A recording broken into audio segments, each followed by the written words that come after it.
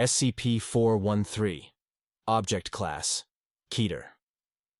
SCP-413 is a middle-aged human male who, unlike the vast majority of SCPs, spends the majority of his time released from containment to satiate his desires in order to remain docile despite his Keter status.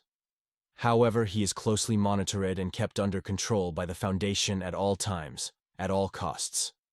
This is a subject of much controversy within the scientific and security communities of the Foundation, but it has been concluded to be the only way to keep SCP-413 under control. SCP-413 goes publicly by the name Nicolas Cage, but the Foundation knows his true name, which has been redacted here to maintain the safety of the public. All we can say is that SCP-413 is a creature of nearly indeterminable, even immeasurable age, perhaps even older than the planet itself. The answers regarding this SCP are very little, as all we have is the data that we have collected while he has been under our custody. SCP-413, or once again as he's known by the general populace, Nicolas Cage, appears to be a beloved and revered movie star the world over, having risen to prominence in the 1980s, and then maintaining a successful career up through current day, acting in films of every genre. Known for his sporadic and often volatile characters, SCP-413 often plays characters who spend most of the film's runtime screaming and yelling, much to the amusement and pleasure of the viewing audience. Little do they know that this verbal and physical release he does is the very thing keeping him from losing control and obliterating large population centers. SCP-413's powers include flight, shape-shifting, telekinesis, laser eyes, superhuman strength, phasing, teleportation, and omnipotence. In all senses of the word, he is essentially a god. But he more so resembles a demon.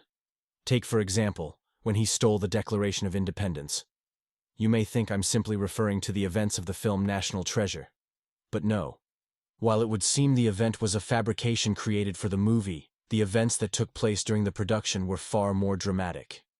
In an incredibly rare instance brought on by unforeseen circumstances, SCP-413 escaped from his on-set containment and made his way to the actual Declaration of Independence stored within the National Archives Museum in Washington, D.C.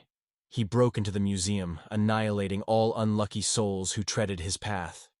He made his way to the historic document and obtained it through means we cannot repeat here due to legal obligation. The death toll of this containment breach was in the triple digits, and SCP-413 was sedated and recontained after he arrived back on set with the Declaration, attempting to explain his particular form of method acting.